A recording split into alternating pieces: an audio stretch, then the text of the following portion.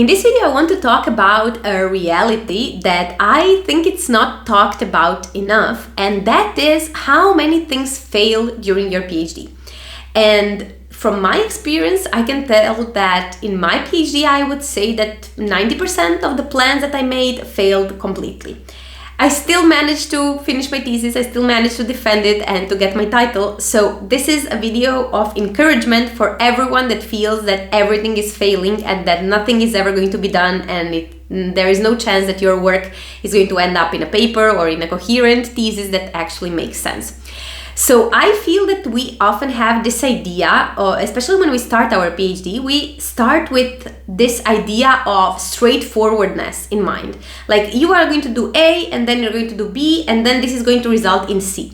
Like, this is all very nice when we write our proposal right now in the beginning of our PhD, in the beginning of our research project, and we say, no, we're going to do this, and then this is going to lead this, and then eventually we are going to have this. Yeah, right. It never works like that. And despite being sort of aware that it doesn't work like that, I was still surprised when it didn't work like that in my specific case, in my PhD, in my research. And I feel this is a very big source of disappointment for many people, because they then think that you are the failure. Like, if your science fails, you are the failure. It's not like the science, it's not like a neutral thing. The science failed. It's like you are the failure. And so how can we work towards detaching those two things? Like, how can I not connect my word to what my science is actually showing? And one of the strategies that I always use with my clients is making sure that what you do is achievable and, most importantly, completable. And by completable, I mean, instead of saying, I will brainstorm about this, like super vague stuff, like I will figure this out, or I will do this experiment, I will fix the model, like all of those things are super, super, super general. And chances are it's never going to be done, and you're not going to have an objective criteria of how much work you did that day. Because until you have an experiment that actually works, it can be months, even years. So you're not going to wait all of that time until feeling a sense of completeness and achievement. So a good strategy to use is to have these super, super mini portions of tasks that are actually achievable and completable. One example of that would be to go really specific. For example, fix figure 5 from the paper. Figure out what is going to be figure 5. Like, decide what is figure 5 going to be, and then sketch it up. So just by putting that things out of your head onto the paper, onto the plot, onto the paper when you write your thesis, it's already giving you a sense of achievement, and it's already going to give you a sense of, okay, this worked today. Especially in science, when, as I said,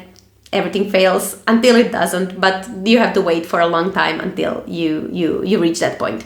So this is something that I wanted to share with you today, because I feel that many PhD students fall in that trap of, okay, I will be happy, or I will feel complete when this experiment works. But chances are, you cannot control the experiment. No matter how much you think about it, no matter how much you brainstorm it and you plan it, there are some things that can happen that are out of your control. The same thing with data. Like, data is going to show what it shows. You can anticipate, you can guesstimate what data is going to show, but you cannot predict until you actually do the analysis, run the analysis, and see what the data says.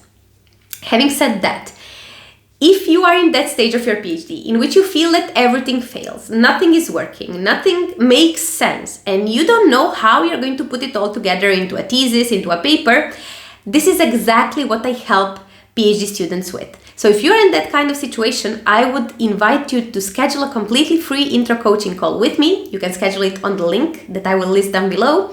And in that intro call, we discuss your specific challenges, where you're at with your PhD, what are your goals, what are your struggles, your problems, your challenges, and see of course, what are your next steps, whether on your own or with my support and my help. And of course, we can see if we are a good fit to work together.